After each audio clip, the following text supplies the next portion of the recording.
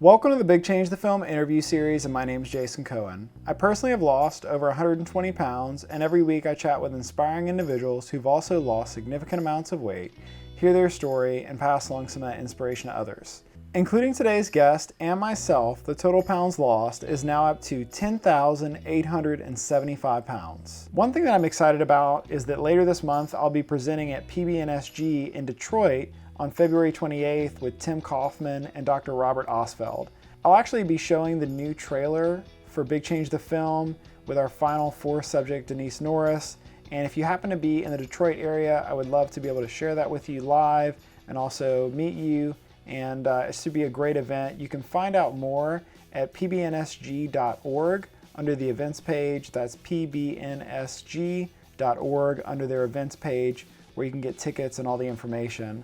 I'm also excited that we now have a sponsor with Health IQ, and I'm going to say a few words about them now.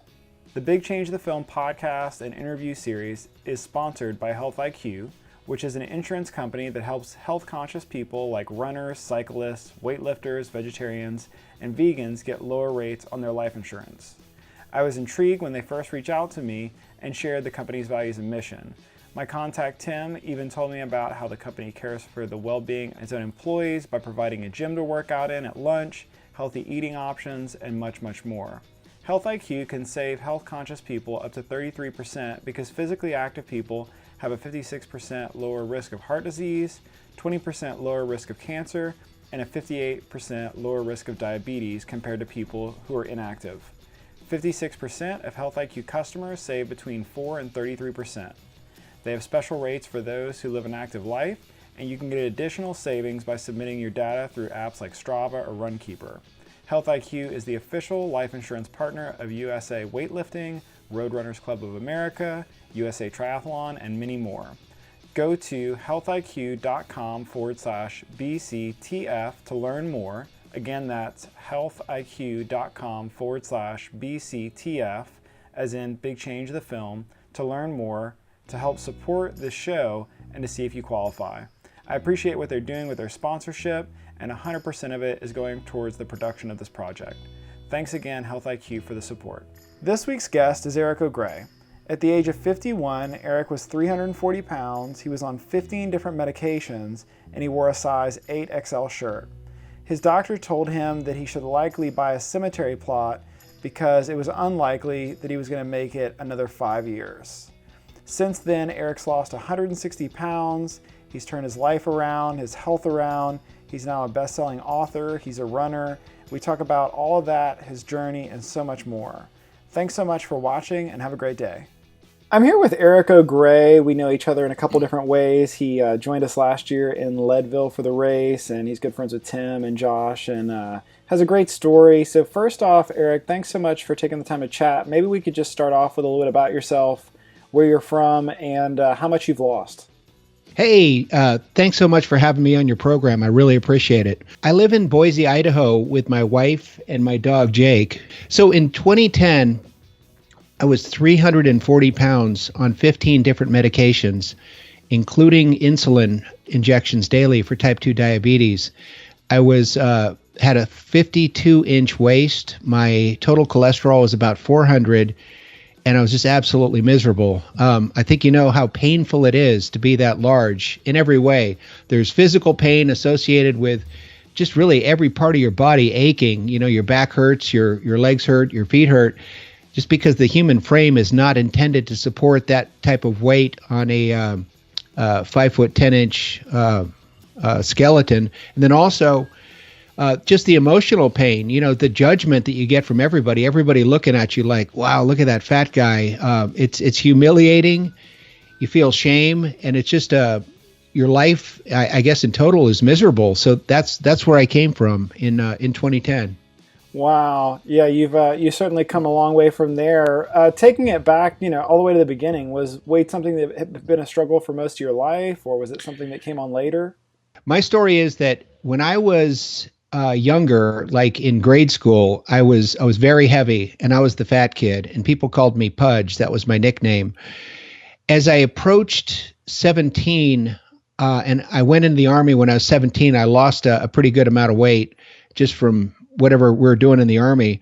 So in the Army, I was like a normal weight. But then when I got out of the Army, by 25, I was obese again.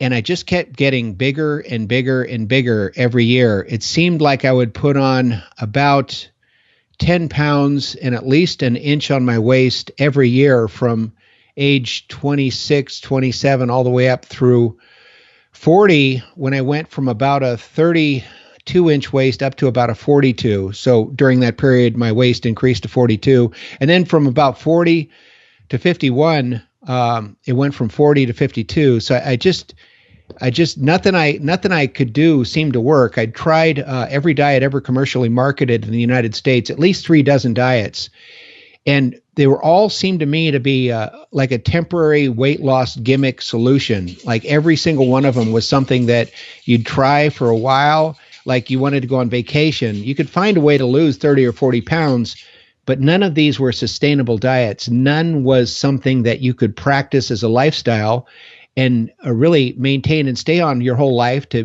be at your optimal weight your whole life. These were all temporary gimmick solutions. And that's what I'd struggled with.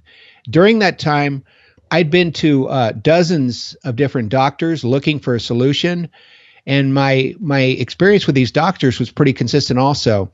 I'd go for a doctor visit and they would talk to me for 5 or 10 minutes. And as a result of that doctor visit, I'd either get prescribed a procedure, testing, or an additional medication. And so they were prescribing things that were based upon whatever symptom, whatever I was complaining about most that day. So what I was complaining about most that day was either the fact that I was overweight or that I had shortness of breath or whatever. And they always seemed to have a new drug for that. But every one of those visits, they also always told me that I needed diet and exercise, but none of those doctors ever explained what diet and exercise meant or gave me any kind of plan that I could implement and as to how to achieve that. And so, looking back now, yours is kind of a steady over a long period of time. What do you think were some of the major contributors to you gaining those 10 pounds every single year?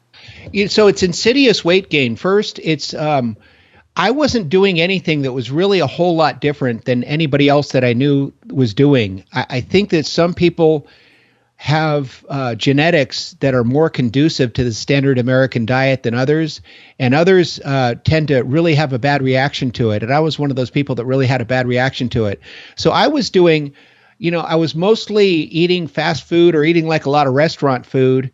And also the small amount of cooking I did do was all with oil, with processed oils and things like that. So I was mostly making, when I would make dinner, it would generally be prepackaged foods like frozen food or something that was a meal ready to eat that all I had to do is heat from the supermarket. And that was pretty much my diet. And because nobody ever told me to do differently, I saw in society everybody else that I knew eating the same way. In high school, nobody taught you how to eat correctly, or there was no nutrition classes. There's classes on how to balance a checkbook and how to do all these things, but nothing on how your body works or how to live your life to achieve a healthy life and a happy, sustainable weight your entire life. There was none of that ever. And so I just kind of like lived according to how I saw everybody else living and how, the food industry and marketing and everything works, buy this, buy that. So I just buy the boxes and everything that looked good at the supermarket and had a healthy dose of drive-through. And, on an insidious level, my weight just crept up, as I said, year over year after year. I just kept getting bigger and bigger and bigger. And nothing that I did seemed to have any effect on that at all. And nobody would be able to provide me with any good advice on how to turn that around and live a healthy, normal life. Wow. And I think that, you kind of made mention to, you said you had 15 different medications. Can you kind of give me a snapshot of where you were physically? I know you said you went to a lot of doctors and things like that, but what were kind of the main things that you were taking medications for? So I had weight loss medication generally, which was some form of amphetamine-based weight loss medication, whether it was phentermine or something like that. I was always on something like that. 3 different antidepressants because when you're that large, as you know, you're exhausted. You're physically exhausted all the time. And when you go to the doctor and you complain about chronic fatigue and physical exhaustion, and you're also, they ask you a couple questions and they realize that you're not really going outside much. You don't really have any friends, things of that nature. You're kind of reclusive. Those are symptoms of clinical depression. So they're going to prescribe antidepressants to you as well. So I was on 3 different antidepressants, and I was on cholesterol medication because my cholesterol, despite being treated by medication, I was still like around 400, which is extraordinarily high. I had high blood pressure. My blood pressure is about 160 over 100, 110. And just really, I had fatty liver disease, kind of like anything. And then there was medication that was designed to offset the side effect of other medication, in addition to insulin injections daily and metformin for type 2 diabetes. Honestly, like obviously at that size, and like you said, like it's painful, you're uncomfortable. I just can't imagine how you would feel just from the meds alone if you were feeling fine, what all those meds would make you feel like. It had to be an absolute roller coaster of a day, just getting through all those. And like you said, you got one covering up the other, the side effects, and that's just unbelievable. What, if anything, were your limitations before? Like, did your weight hinder you from doing anything? Did it prevent you from living life in the way that you wanted to? Like how did the weight kind of manifest itself in that way? Yeah, because when you're that big, just in addition to the physical misery of going around and getting outside, travel is extraordinarily difficult. Despite my size, I was still employed as a field salesperson. I became remarkably good about doing my job over the phone rather than actually leaving my apartment. I only went outside when it was absolutely, completely, totally necessary. The big problem that I had was like airline travel. Let me try to describe the experience for you. When you go to the airport, you get through TSA, and this is before even TSA pre-check. You have to like remove your shoes and put all your stuff in the bins and then walk through a metal detector and all that. And just the act of getting through there, I was so big that my body touched the side of the metal detector on both sides. And I was out of breath tying my own shoes. And I couldn't even do slip-on shoes, really, to put my shoes back on at the airport, because that involved bending over or physically getting down on the ground.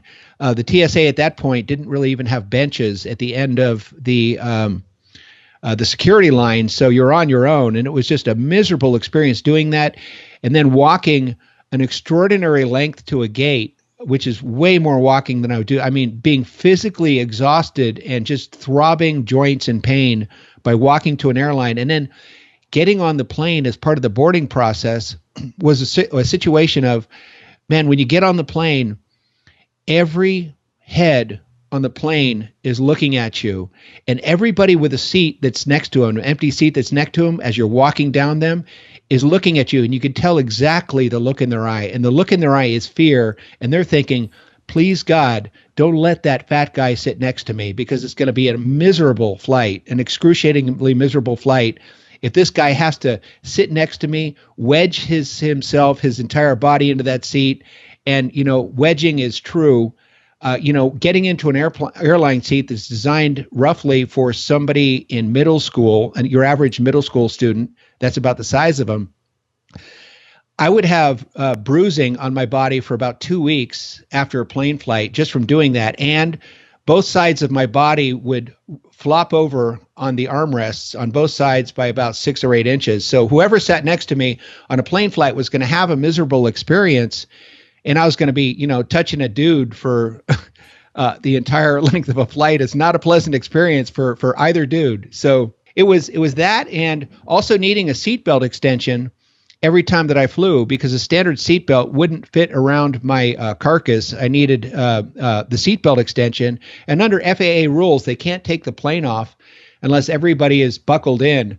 So when I wasn't able to buckle in, they'd have to get a seatbelt extension. So one day on a plane, I'm glad you're asking this, they ran out of seatbelt extensions, and I just delayed my flight by about 45 minutes. Well, they had to get one from another airline. And while this was happening, I could hear the people around me talking and I go, oh my God, I'm going to miss my connection because this guy is so fat and he can't control himself. I mean, I really heard this kind of thing, and it's embarrassing, it's humiliating, and it's, that was kind of like my big downturn, because that was when I hit bottom, because, I'd been in the military. I'd always been a fairly proud person, and I'd never had to rely upon government assistance or anybody to help me. Now, all of a sudden I was a burden on other people. And that really hit me hard. Yeah, I think for some people they don't realize how much of a struggle travel, just seating in general. I mean, travel, it's kind of compounded because everybody, all eyes are on you and it's so public. But just the things that go through your mind, I hope a seat fits. I hope a seat doesn't break. I hope they have, the right kind of seating at a restaurant. It can really be a mental toll on somebody over a long period of time. It's a really stressful experience, and you're always like worried about the consequence of what's going to happen. It's just this additional huge burden of misery associated with every physical activity that you're required to undertake. So did you have a rock bottom moment, a moment where you really decided to change things around, or was it more of a transition? What did that kind of look like for you? Well, I had two rock bottom moments. The first one was that plane trip that I described when, I mean, I was just going, my God, what am I going to need next? A power chair to get around? And the second one was shortly before that, I'd gone to a doctor for a required physical examination, and the doctor told me that I had essentially two choices. He was really blunt. He said, the first choice is to have bariatric surgery. The second choice is to buy a cemetery plot because you're likely going to need one in the next 5 years. So I really took that to heart. And then when I got home then from that airplane flight, I really started doing a lot of research because I wanted to get a second opinion. I didn't want to get surgery because I knew that if I got surgery, it would involve removal, like a lap sleeve procedure, would be taken out about 2/3 of my stomach.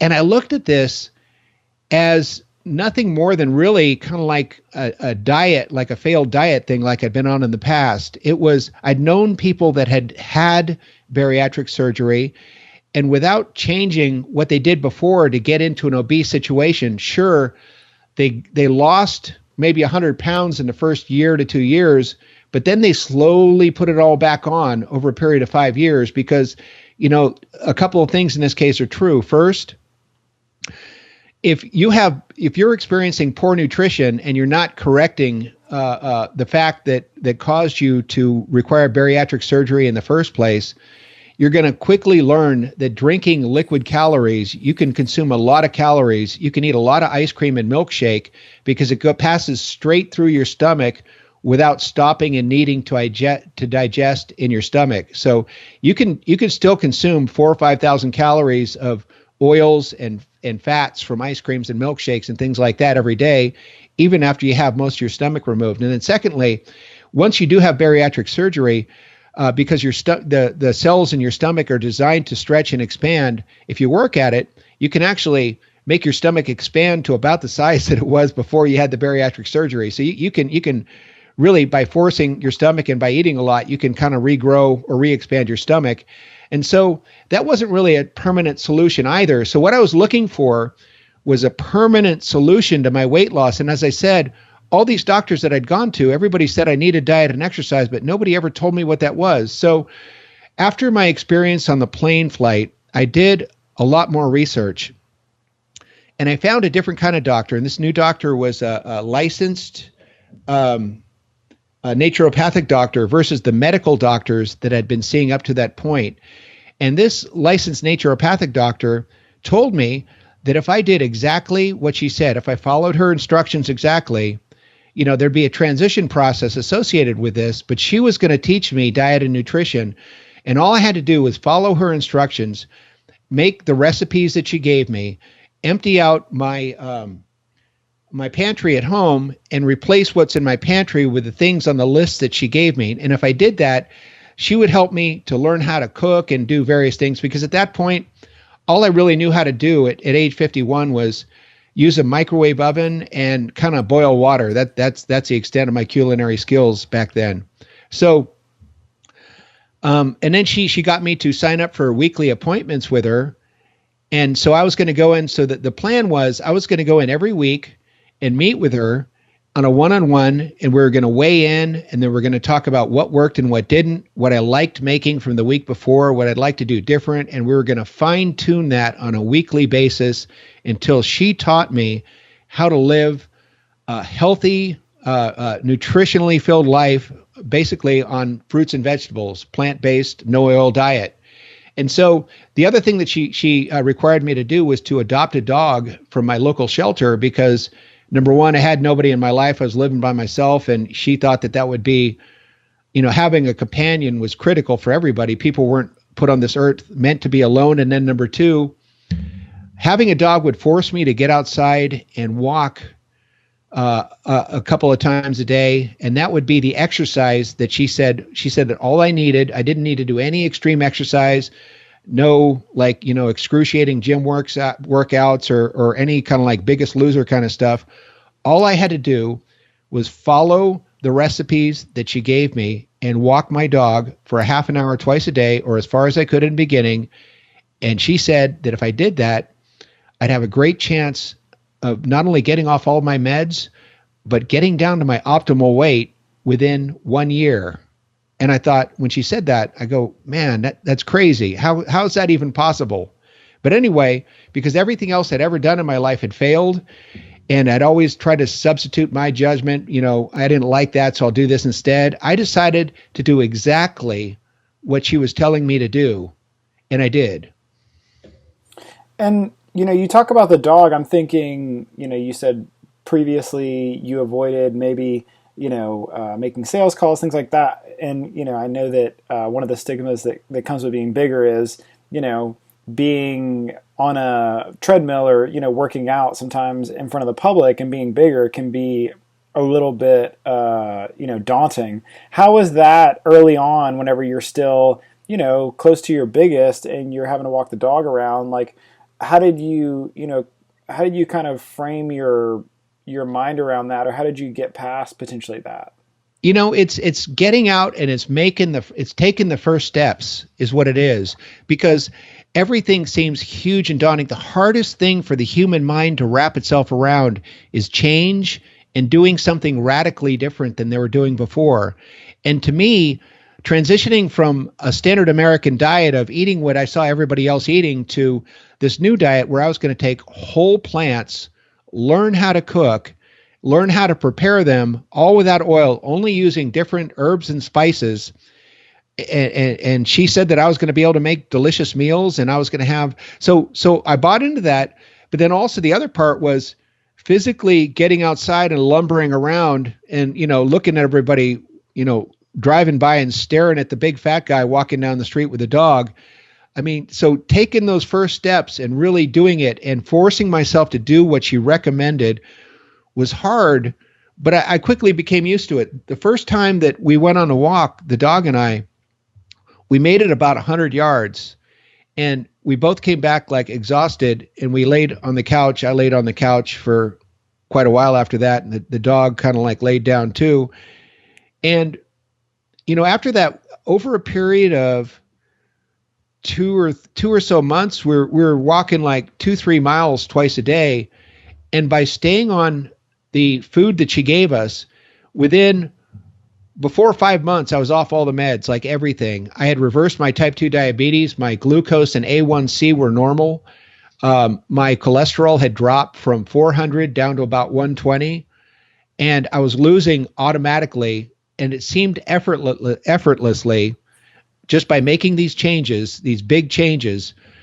I seemed to be I was losing consistently 5 pounds a week. And this was like a miracle, like nothing else I'd ever experienced before in any of these fad diets that I'd ever been on, where people were trying to sell me products or processes or procedures to try to make money for themselves. This was just simply fruits and vegetables with a dog. And this was happening. So over the course of, in 10 months, by doing this and by strictly doing this and by attending my weekly meetings with my doctor, and just like having these conversations with her every week, and by walking my dog, I'd lost 140 pounds and my dog lost 25.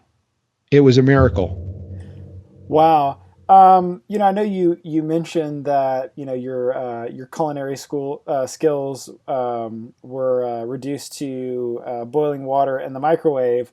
So I'm curious, what did you find helpful, or what did you kind of start, using in those first days and weeks to come? Whenever now you're responsible for, preparing your own foods.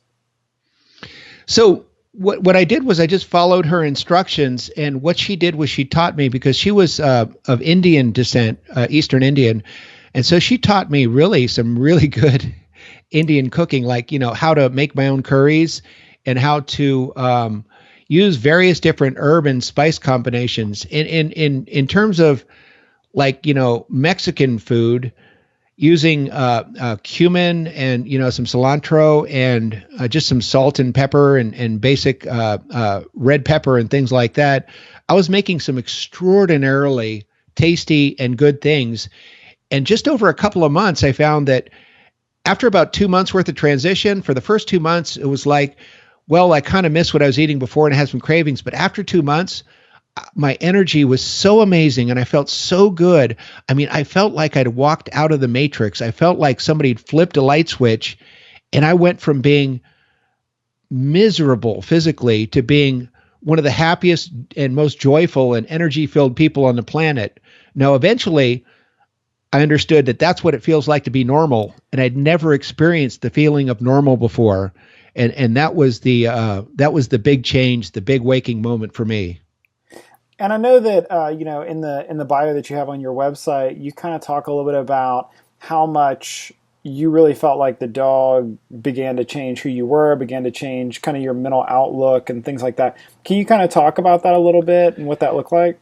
Sure, because this wasn't just one thing that worked for me. It was the course of treatment prescribed by this doctor, and the doctor's name is Preeti Kulkarni, and she's in Cupertino, California. So the course that she diagnosed, because every other doctor that had ever been to, she said, had been trying to treat individual symptoms of my morbid obesity. And the symptoms manifested themselves as high cholesterol and high blood pressure and the obesity. And these all related to my diet and my lack of exercise and the fact that I had let myself go almost past the tipping point and devolved to the point that I had no relationships in my life. So I stopped caring about my life and caring about living. And the reason that she wanted me to do the dog was a couple of reasons. First, because she felt that if I adopted a dog and me and the dog were hanging out, living alone in my apartment, we would form a relationship and we would care about each other. And, that would like want me to live again. And then secondly, I would get exercise from walking the dog as a secondary thing. So it was both of those things were extremely important. So with the dog, when I went and adopted the dog, I asked for an obese, middle-aged dog so we'd have something in common. And that's exactly what I got.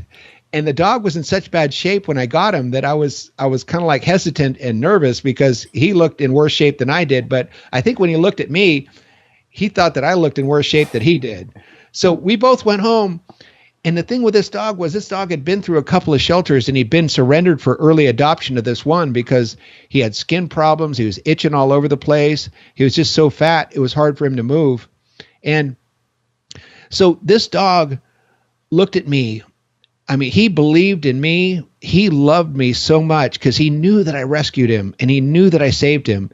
And he treated me like I was the greatest person on earth. And I looked at him like, man, his problems are so bad. I stopped feeling sorry for myself and I started feeling sorry for him. And I resolved that I was going to do whatever it took to make sure that this dog had a happy, meaningful life for the rest of his life. And we were both going to get better and get healthy. And so we formed a partnership. And this was a bond of brotherhood that we had.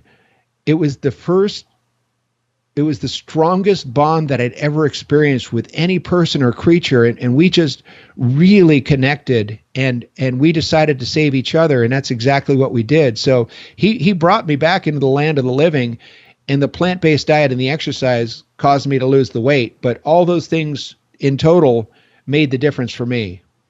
Wow. Yeah, it's amazing sometimes where the inspiration and also I would think at some level the accountability can come from, whether that's in the human form or dog form. Um, and just, the fact that you got somebody there looking at you every single day saying like, hey, pick up the leash. Let's go for a walk. Yeah, because I'd like to say to your listeners, if you're in the situation that I was in, and you feel like, you've gone past the tipping point and you're now headed downhill towards death, and you feel like you've run out of options and you don't know what to do, and especially if you're reclusive and you're living at home by yourself, I would urge you to contact your local animal shelter. And number one, don't get a puppy. And the reason is puppies are cute for a reason, but adopting a puppy is like adopting a 2-year-old child, by an inexperienced parent if you're not used to it. If you adopt at least an adolescent or an adult or even a senior dog, that dog is going to be past the point where they're destroying your furniture and they're like causing problems for you. The dog is going to be generally house trained and is going to have basic manners and is going to act like a reasonable kind of like roommate for the most part. And so if you do that, you'll form a bond and a connection with that dog. If you don't have a human accountability partner, especially, this is the way to do it. And this will like lead you back into the land of the living and society and back into, social stuff. Like I admitted to the doctor who saved me when she did that. I mean, I didn't have any friends and I hadn't been on a date in 15 years because I just felt like a disgusting person who was ashamed of himself. And I was, and this dog and me and our adventures and everything, after a year, we were both like looking trim. And I called him my weapon of mass seduction because we would go places and there was like these singles walking trails, like around this farm park near where I lived in San Jose, California. And women would walk their dogs and I would walk my dog. And Petey was a very handsome dog. And we always used that to start up conversations. And I just, a dog is a great conversation starter. So the dog can help you become healthy again. He'll provide a bond for you and he'll lead into more socialization that you'll get from just starting conversations with other people. I'm also just imagining that people could have probably seen you, a year before on that walking trail and not recognize either you or the dog a year later because you both look so different. It's crazy how that works. And, I'm sure that you've heard about this before or experienced it, but I lost so much weight that I looked completely different. I was unrecognizable from who I was before. And because it happened over such a short period of time, 10 months, I dropped from 4XL shirts. And really the only thing that you can find, I mostly wore Hawaiian shirts. And I dropped down from 52-inch waist down to a 33-inch waist. And I was completely unrecognizable than who I was before. So I went through a period of 3 or 4 years where I'd run into people that I'd known for my entire life who not only didn't recognize me, but did not believe that I was the same person when I made the claim that, hey, how you doing? This is Eric. Eventually, they would recognize my voice, or I'd have to remind them of something that, only me and them would know, that they'd finally accept that I was who I was saying I was. And it was an extraordinary experience. I mean, it was just a mind-blowing experience. You're having to like reintroduce yourself to the world. Yeah, Josh LaJaunie tells a story about how his priest that married him for his wedding thought that his wife had gotten a new husband because several years later he didn't recognize him.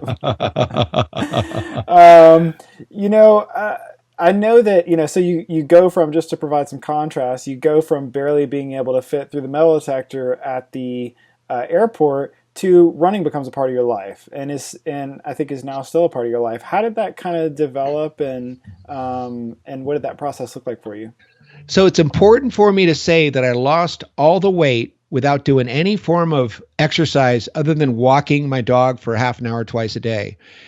And so after I lost the weight and I'm sitting down there at my final goal and I'm there with Dr. Preeti on our last session and I go like, well, what do I do now? I have so much energy that I'm bouncing off the walls and I don't know what to do with all the energy that I have. And so she recommended a couple of things for me that were actually rather profound. And the first one, she said that I should find a form of exercise that I didn't hate, because I'd always told her that I hate exercise and I'm not going to do exercise. No matter what you tell me, I'm never going to exercise. So she told me that I needed to find a form of exercise that I didn't hate. And she also suggested that there's all these like groups on Meetup. So once you pick out like an exercise that you like, whether it's like group exercise classes or whatever it is that you want to do, get one with a social component. So at the same time that you're exercising, you're multitasking, you're killing two birds with one stone, and you're also making friends at the same time. So you're building up your social network again. So I asked around a couple of people that I knew, and somebody suggested that I try running. And they said that, when I try running for the first couple of weeks, I'm really going to hate it. And it's not going to be something I'm going to enjoy. But if you stick with it and you force yourself to stick with it, in about 2 weeks, you're going to be running along in this, God, why do I have to do this? And I hate this. And it's going to be like a light switch flips on. You're going to go, wow, I feel great. I'd like to go farther. I'd like to do more. And that's exactly what happened. So I went on Meetup after my last meeting with Dr. Preeti. I went on Meetup and I found a couple of long distance running groups. And this is after my first attempt at running was I went out with just a cotton t-shirt and some cotton sweatpants and some like Chuck Converse shoes. And I ran around a track a couple times. And he was absolutely right. I hated it. So the first day I ran a mile. The second day I went back and ran 2 miles. The third day I went back and ran 3 miles. The fourth day I went back and ran 4 miles. And that's a lot of laps around that, 16 laps around the track. That's pretty impressive for the first week. Yeah, but I mean, that's the kind of energy that I had. I mean, it was just boundless energy. And so I figured I don't want to just keep running around this track forever. So I went on Meetup and I found a couple of local running groups. And this was in San Jose, California. A big shout out to Go Far Run Group and Bay Area Runners. And so they introduced me to the glorious running trails of Northern California. And as part of this, I learned all the running trails in the Bay Area, California. And it's just absolutely, I could go and I could run next to the most beautiful scenery on the planet, like next to the ocean or next to like some inlets, or I could do next to water runs like 7 days a week, never running the same trail twice. And so I did that. And as part of that, suddenly I knew hundreds of goal-oriented, positive, attractive, healthy, professional people who also enjoyed long distance running as a sport. And within 2 months of joining those running groups, I'd participated in my first half marathon in 2 months. And then within 6 months, I'd done my first full.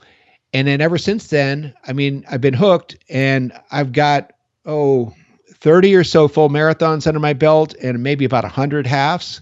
So right now I'm running 4, 5, 6 fulls a year and about 15 to 20 halves and doing a pretty decent amount of miles. Well, I'm only doing about 20 miles a week right now, but that's because of my book tour and what I've been doing for the past 6 months to get ready for my book release was I stepped it down. My normal was 40 or 50 miles a week. And then, I'm now doing about 20, but I'm now kind of coming out of the media tour and trying to get my miles back up. But so that had been my experience. So running really completed my transformation and took me from a place that I was. And after I lost the weight, it's not like, okay, here you are, now you're cured. No, you're not cured. It's not, running isn't a 12-step program, but I think it's better because it just kind of keeps you honest and on track. And that's what happened with it for me. Yeah, and I think something you said in there that's kind of important to point out, or at least stuck out to me, was, and it almost sounds like unknowingly you were putting yourself around the kind of people that you wanted to be like, Mm-hmm. or became like, without even that being a part of the plan. You just thought, I'll go to Meetup and see what I can find, and then you ended up finding all these people who were pursuing these things that you wanted to pursue or had been pursuing kind of solo. Yeah, and I've always found, and I've always been a strong believer in that you're going to resemble and be like the people that you associate with. So by surrounding yourself with happy, healthy, goal-oriented, professional people that are interested in really good nutrition and taking care of themselves, that really helps you to propagate all those things in your own life and to, do all those things in your own life. So if everybody else that's the normal for everybody around you, that's your normal also. Yeah, So, that's great. If what about this journey, looking back, has surprised you or surprised you now besides everything, but anything specifically that you just, find surprising or you never thought would be possible? The shocking thing to me through all this is really the shocking thing to me is after I lost all this weight so quickly and so effortlessly, and I felt so amazing, I felt normal for the first time in my life. I started to wonder, why isn't every doctor in America shouting this from the rooftop as the primary course of care for people in my situation? According to the CDC, now more than 70% of all Americans are obese or overweight, yet there continue to be prescribed various different medications treating their symptoms exactly as I had been. Type 2 diabetes in America is through the roof. So why doesn't everybody just provide or prescribe a whole food, plant-based, no oil diet as the primary course of care rather than additional medications? So to answer this question, why isn't everybody doing this? Because it works. And it worked for me. It seemed to me to work for everybody else. I embarked upon a self-education process that took me through. I signed up for classes at a local community college, and I had a business background. I have a law degree, but I'd never taken any science or medical classes, and I just, I didn't know how my own body worked or really anything about chemistry, or I didn't know how to read food labels or anything. So over a course of a couple years in night classes, I took all the classes that I would need to take as a prerequisite to get into medical school. I took all the pre-med classes like chemistry, organic chemistry, biology, anatomy and physiology, even down to physics and things like that. And so I was able to, after all that time, I was able to not only understand, nutrition processes on an atomic, molecular and cellular level, but I was able to apply that to my own body and really felt comfortable becoming my own doctor as far as like what I needed to do for my own self-good and benefit. I learned how to read medical journals. I learned, of course, how to read food labels and all that. So I self-educated and self-informed. And that's my big takeaway from this big change was we need to advance this kind of education and knowledge earlier, like in high school. Definitely. I mean, there should be a prerequisite, to get out of high school, you should need to know more than how to do division and long division and fractions. You should know how to read food labels and how to understand, analyze these 5 or 6 TV commercials and which one of these are fake news, who's trying to sell you something and who's trying to tell you something for your own personal physical benefit. And that should be those should be required high school classes to prevent people from getting into the situation that I found myself in because I'd never had any of that classes or any of that knowledge at any point in my life until I self-educated. Wow. Yeah, that sounds like quite the process, which is incredible that that was important enough to you to say, I'm going to go through and I'm going to do all of that. I know that you have a book now. You mentioned the book tour, and you're kind of involved in this space now. Can you talk a little bit about maybe the book and what some of your life's work looks like these days? Yeah. So what happened was in 2016, I was asked to participate in a film, and it was a short film on the internet. It was called Eric and Petey, and you could watch that either on my website or on mutualrescue.org is the organization that put that out. And it was a 6.5-minute film that described my journey from being just like an obese person that was sitting at home preparing to die to somebody who was running marathons and happy and healthy and full of life. So that film ended up getting over 100 million internet views on various different internet sites. And as a result of that, I started getting thousands of emails and Facebook friend requests and things like that on a daily basis. I got a dozen unsolicited marriage proposals, and it's just crazy what happens when you go viral. It's like nothing I'd ever experienced, and just like all these like media inquiries and all this stuff going on. So as part of that, I got a book offer. So I wrote a book with I got a co-writer, and my co-writer's awesome. He wrote Hulk Hogan's memoir. He did the Rudy. You seen the Rudy film? Oh wow, yeah. Yeah, he did that book. So this was like a major heavyweight guy. His name is Mark D'Agostino. And so we wrote the book, and the book came out, and it is an epic American comeback story that includes a lot of different things. It's a story combined with a lot of really useful. It's an inspiring story with a lot of really useful, practical information for somebody who had been in my situation, like describing my misery and my situation in great detail, and then exactly how did I work out of it, step by step by step. And it takes me through it takes the reader through the entire process. So that's what I had going now. When the book came out, it's been really highly reviewed. I received lots of wonderful inspirational messages from people telling them that it's changing their life. It's hopefully helping a lot of dogs get adopted.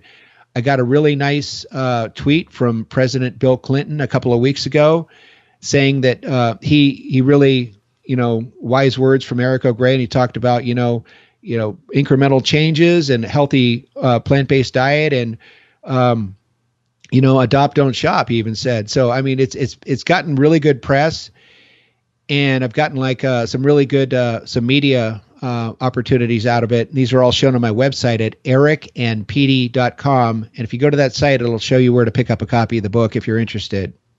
Awesome. I'll include a link to all that. And, just a few kind of last questions.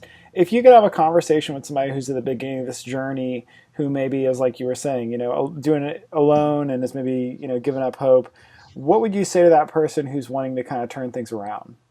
So the key is taking the first step, right? It's like, get over the fear, get over the change.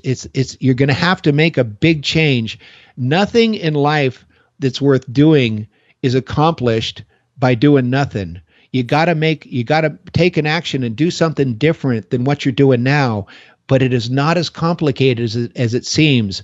You need a helper, you need a mentor, and that mentor can be in the form of somebody you're going to take a partner with.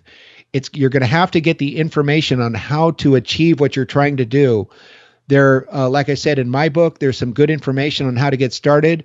And I also included on my website a list of resources on, if you read these books and you watch these films, this will show you how to do this. And if you just do that, so there's no money associated with this. I'm not trying to make money off anybody. I'm just trying to help people. I'll answer questions on email. I mentor a lot of people.